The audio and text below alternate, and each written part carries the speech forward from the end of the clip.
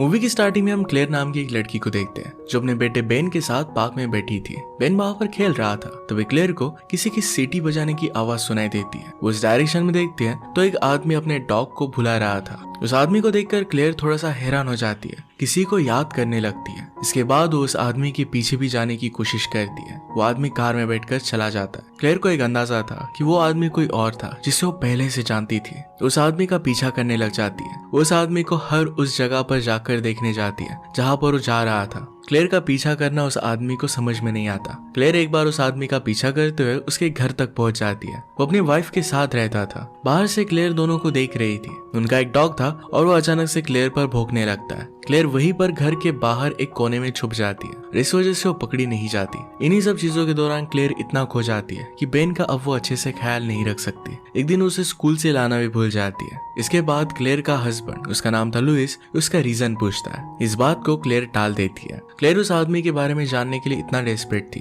कि उसी आदमी के फैक्ट्री में एज अ वर्कर वो ज्वाइन कर लेती है। इसके बाद वो ज्यादातर समय उसी आदमी पर ध्यान रखती है कि वो कहाँ पर जाता है, कहाँ से आता है। ऐसा सब करते हुए क्लेयर एक दिन अपना प्लान एग्जीक्यूट करने का प्लान बनाती है। जब वो आदमी काम खत्म करके घर जा रहा था तब क्लेयर उसे अपनी हेल्प करने के लिए बुलाती है। वो कहती है कि मेरी कार खराब हो चुकी है। जैसे ही वो आदमी उसकी हेल्प कर रहा था तभी क्लेयर ने पीछे से उसके सर पर हथौड़ा मारा। वो वही बेहोश हो जाता है। क्लेयर फिर अपने कार के ट्रंक में उसे डाल देती है। ये सीन यहीं पर खत्म हो जाता है। उस जगह पर क्लेयर और उस आदमी के अलावा कोई भी नहीं था। क्लेयर को ये सब करते हुए किसी ने भी नहीं देखा था। क्लेयर अब उस आदमी को जंगल में लेकर आती है। काफी समय तक सोचने के बाद उस आदमी को मारने का डिसाइड कर लेती है। क्लेयर उसे बैक स्पेस से निकालकर एक गड्ढे में गिरा देती है। गिरने की वजह से वो आदमी होश में आ गया था। क्लेयर उसके सर पर गन लगा देती है और शूट करने के लिए रेडी थी।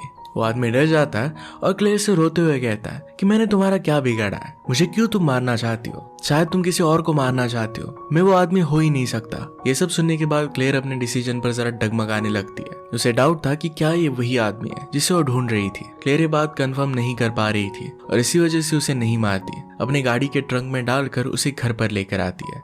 क्लेयर फिर अपने हस्बैंड लुइस से बात करती है और उसे अपनी बैक स्टोरी समझाती है। एक्चुअल में क्लेयर एक जू थी और हॉलोकॉस्ट की सर्वाइवर थी। हॉलोकॉस्ट एक हिटलर का जर्मन मिशन था। उसने सारे जू लोगों का टॉर्चर करने का डिसाइड किया था। इसमें उसने 60 लाख जूस को मार डाला था। बहुत सारी लड़कियों के साथ बहुत गलत हुआ था। ऐसे एक जू कैंप में क्लेयर अपनी मदर और अपनी सिस्टर के साथ थी। उन्हें वॉर के एंड के वक्त बहुत टॉर्चर किया गया था। क्लेयर उसकी मदर और उसकी सिस्टर के साथ जबरदस्ती की थी और इसके बाद उन्हें गोली मार दी थी। क्लेयर इस सब में बच गई थी। वह एक जनरल था। उसके बोलने का तरीका, सीटी बजाने का तरीका, हर एक चीज करने का तरीका क्लेयर को पता था। उसने उसकी मदर और सिस्टर को मार डाला था। हमेशा वहां पर अंधेरा रहता था और इसी वजह से उसका चेहरा वो ठीक से देख नहीं पाई थी। बाकी सारी चीजें उसे पता था। क्लेयर को बदला चाहिए था क्योंकि उसे लग रहा था कि जिस आदमी को ट्रंक में डालकर वो घर पर लेकर आई है ये वही जनरल है। सारी बातें क्लेयर लुइस को बता देती है। इसके बाद लुइस कार की ट्रंक में देखने के लिए गया। वहां पर वो आदमी उसे मिल जाता है। लुइस पकड़े जाने के डर से जल्दी से उस आदमी को बेसमेंट में रख देता है।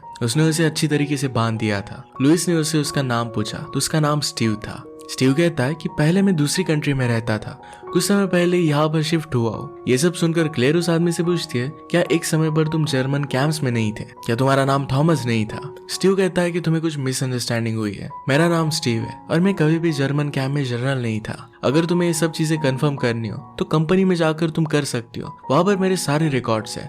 अगर चाहो तो तुम मेरे पास्ट के बारे में भी पता कर सकती हो। क्लेयर इस बात पर गुस्सा हो जाती है। लुइस स्टीव को धमकाने की कोशिश करता है ताकि उसे सब कुछ सच सच बता दे। टॉर्चर करने के बाद भी स्टीव मान नहीं रहा था कि वही थॉमस है। इसके बाद वो स्टीव को वही बेसमेंट में छोड़कर सोने के लिए चले जाते हैं। लुइस सोचने लगता है कि शायद क्लेयर को मिसअंडरस्टैंडिंग हुई होगी। ऑलरेडी क्लेयर को इस सब चीजों का ट्रामा है। अभी भी उन चीजों से वो निकल नहीं पाई थी, इसलिए शायद वो स्टीव को थॉमस समझ रही थी। पर यहाँ पर क्लेयर को अपने आप पर पूरा भरोसा था। नेक्स्ट कुछ डेज में क्लेयर स्टीव को टॉर्चर करने लगती है। उसे सच बुलवाने की कोशिश करती है पर स्टीव किसी भी बात को मान ही नहीं रहा था। वो हमेशा यही कहता रहता है कि वो थॉमस नहीं है। स्टीव अब दोनों के सामने रोने लगता है। वो कहता है कि मेरी फैमिली है, मेरी वाइफ है, मैं अकेला कमाता हूँ, मेरी वाइफ टेंशन में होगी। अगर तुम लोग मुझे जाने दोगे तो मैं पुलिस के पास भी नहीं जाऊंगा। ये सब कहने के बावजूद क्लेयर उसे छोड़ने के लिए बिल्कुल भी रेडी नहीं थी। एक मोमेंट पर मौका देखकर स्टीव चेयर से अपने हाथ बाहर निकाल लेता है। घर से भागने की वो कोशिश करता है लेकिन दरवाजा बंद था। वो भाग नहीं पाता।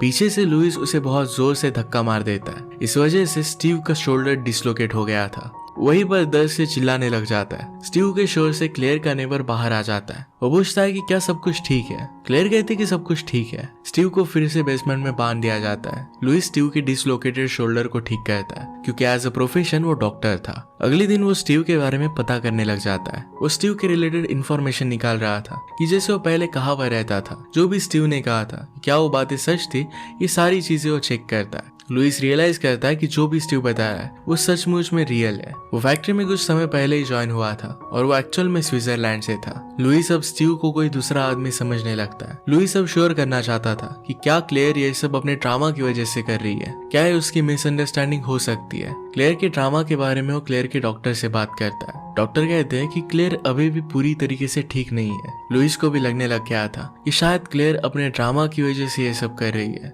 वो अब क्लेयर की बातों पर सोचना बंद कर देता है। दूसरी तरफ क्लेयर को 100% श्योरिटी नहीं थी कि स्टीव ही थॉमस है। यही उगलवाने के लिए अब उसे वो टॉर्चर करने लगती है। वो बहुत सारे अलग अलग तरीके अपनाती है और उसे सच बुलवाने की कोशिश करती है। सब कुछ करने के बावजूद स्टीव वही अपनी बातें दोहरा रहा था। इस सब के बीच क्लेयर बहुत ज्यादा गुस्सा हो जाती है, उसे बहुत बुरी तरीके से मारती है जिससे उसके ऊपर निशान बन जाते हैं। इसके बाद लुइस घर पर आता है और वो देखता है कि स्टीव के शरीर पर चोट के निशान है। वो समझ जाता है कि ये क्लेयर नहीं किया है, इसलिए वो बहुत गुस्सा हो जाता है और कहता है कि तुम्हारी वजह से इसे क्लिनिक तक लेकर जाना पड़ सकता है। लुइस क्लेयर से बात करने के बाद गुस्से में स्टीव से मिलने के लिए जाता है। फिर से वही सवालों को पूछने लगता है लेकिन जवाब अभी भी नहीं बदलते। लुइस अब स्टीव से बात कर रहा था तभी कुछ अनएक्सपेक्टेड हुआ। क्लेयर ऊपर के रूम में थे, तभी वहां पर एक पुलिस ऑफिसर स्टीव की वाइफ और क्लेयर के नेबर के साथ आता है। स्टीव काफी समय से मिसिंग था और उसकी वाइफ उसे ढूंढ रही थी। दूसरी तरफ क्लेयर के नेबर ने कल रात आवाज सुनी थी, कोई उनके घर से हेल्प के लिए चिल्ला रहा था। इसी वजह से पुलिस ऑफिसर यहाँ पर चेक करने के लिए आए हुए थे।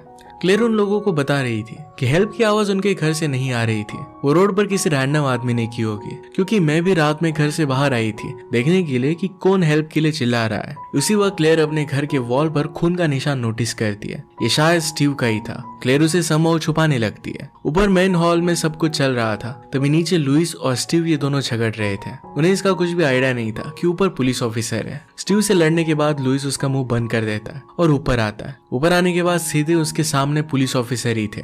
लुइस उनसे बात करता है। लुइस एक बहुत ही रिस्पेक्टेड और रिनाउंड डॉक्टर था और इसी वजह से उसे वो ज्यादा सवाल नहीं पूछते, वहां से जाने का और डिसाइड कर लेते हैं। जाते वक्त ऑफिसर एक बात नोटिस करते हैं कि लुइस के सर पर एक चोट लगी थी और वो चोट अभी अभी लगी थी। ऑफिसर जब लुइस से इसका रीजन पूछते हैं तो लुइस अच्छे से इसका आंसर नहीं दे पाता। फिर भी ऑफिसर वहां से चले गए। अब क्लेयर को पता चल गया था कि स्टीव की वाइफ कौन है और उसका नाम रेचल है। क्लेयर रेचल से मिलने का डिसाइड करती है। वो चाहती थी कि स्टीव से उसकी वाइफ के बारे में जान सके, शायद उसे पता चल जाए कि स्टीव कभी जनरल भी था। ये सब सोचकर क्लेयर रेचल से मिलने के लिए गई। वहां पर उसे पता चलता है कि स्टीव की एक बेटी भी है। रिसेंटली उन्हें एक बेटा भी हुआ था। क्लेयर धीरे धीरे रेचल से स्टीव के बारे में जानने लगती है लेकिन उसे कोई खास जानकारी नहीं मिलती।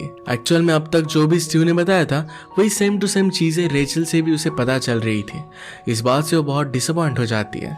क्लेयर अब तक इस बात को मानने के लिए रेडी नहीं थी कि स्टीव वो जनरल थॉमस नहीं है। भले ही उसे उसका चेहरा याद नहीं हो, पर थॉमस ने उसके साथ जबरदस्ती की थी।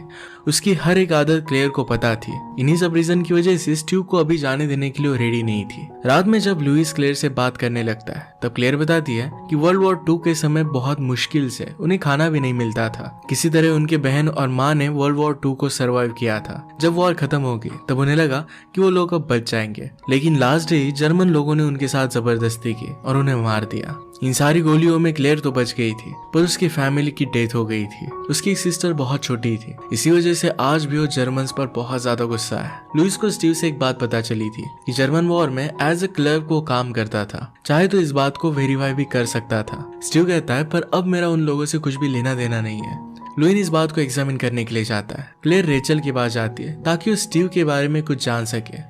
क्लेयर रेचल से बात करने लगती है तो इसमें स्टीव ने उसे जो भी बातें बताई थी वही सब बातें फिर से रेचल उसे कह रही थी। यही बात करते वक्त क्लेयर की नजर रेचल की रिंग पर पड़ती है जो उसकी सिस्टर की रिंग की तरह थी। वो इसे नोटिस करती है पर उसकी सिस्टर की रिंग नहीं थी, पर एक चीज गौर करने जैसी थी कि उस पर ज्यू साइन बना हुआ था। क्लेयर को लगता है कि शायद रेचल ज्यू है। अगर स्टीव जर्मन जनरल था तो एक ऐसे पॉसिबल है कि किसी ज्यू औरत के साथ वो शादी करे। इस बात से उसे और भी लगने लगता है कि स्टीव थॉमस नहीं है। क्लेयर उस रिंग की बात को याद करते हुए घर पर आती है। स्टीव को फिर से सच बोलने के लिए कहती है। उसे टॉर्चर करने लग गई। इसमें उसने स्टीव के हाथ में उसकी सिस्टर जैसी रिंग देखी। उसे लग रहा था कि शायद उसकी सिस्टर की रिंग है। इस पर भी ज्यूस का सिंबल था। उसे अब ये बात कंफर्म हो जाती है कि स्टीव ही थॉमस है। वो गुस्से में उसकी उंगली काटकर रिंग निकाल लेती है। इससे स्टीव को बहुत दर्द होता है। स्टीव ने उस वॉर के वक्त लोगों को मारकर उनकी रिंग ले ली थी और यही अपनी वाइफ और खुद को दी थी। कुछ समय बाद वहां पर लुइस पहुंचता है। वो स्टीव के हाथों से खून बहता हुआ देखता है।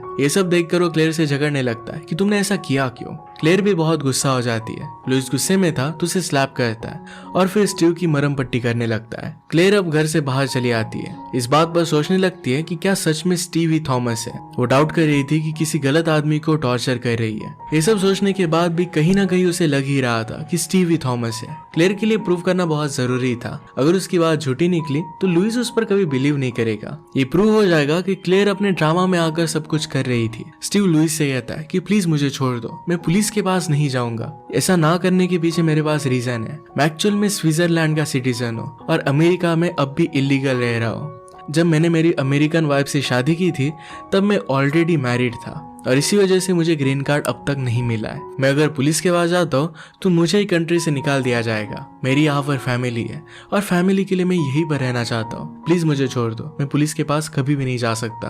अब लुइस क्लेयर से कहने लग जाता है कि स्टीव को छोड़ देना चाहिए। वो कहता है कि स्टीव ने अब तक जो भी बताया था ये सब कुछ सच निकला था। क्लेयर कहती कि मैं सिर्फ और एक बार ट्राई करना चाहती हूँ।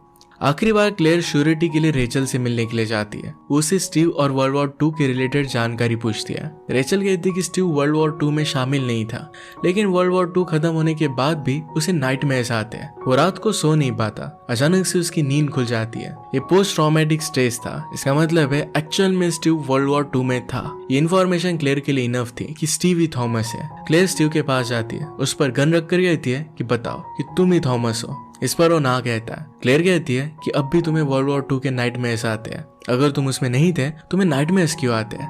इस पर स्टीव अच्छे से जवाब नहीं दे पाता। क्लेयर फिर उसे कार के ट्रंक में डालती है, फिर से जंगल में लेकर जाती है। वहां पर ऑलरेडी उसने गड्ढा बनाया हुआ था। यहाँ स्टीव को बिठाकर फिर से उसे सच कहने के लिए कहती है। क्लेयर उसे कहती कि अगर तुमने सच कह दिया तो मैं तुम्हें जाने दूंगी। तुम्हारी एक अच्छी फैमिली है और तुम्हें उनके पास वापस जाना चाहिए। अगर तुमने झूठ कहा तो मैं तुम्हें मार डालूंगी। क्लेयर उसे सच कहने के लिए बहुत फोर्स करती है। स्टीव फिर फाइनली मान लेता है कि वही थॉमस है। वो वॉर के टाइम पर वहां पर जनरल था। उसने और उसके सोल्जर ने काफी जू लड़कियों के साथ जबरदस्ती की थी। इसमें वो क्लेयर की फैमिली को भी आइडेंटिफाई करता है। कहता है कि मैंने तुम्हारी फैमिली को लास्ट में मार दिया था। तुम्हें किसी इंपॉर्टेंट ऑर्गन को गोली नहीं लगी और इसी वजह से तुम बच गए। कन्फेशन करने के बाद स्टीव रोने लगता है और उसकी माफी मांगने लगता है। क्लेयर ये सब बात सुनकर फिर से वर्ल्ड वॉर 2 की डरावनी यादों में चली जाती है। उसे ट्रामा होने लग गया, उसके हाथ कांपने लग गए। ये सब देखकर लुइस गुस्से में आ जाता है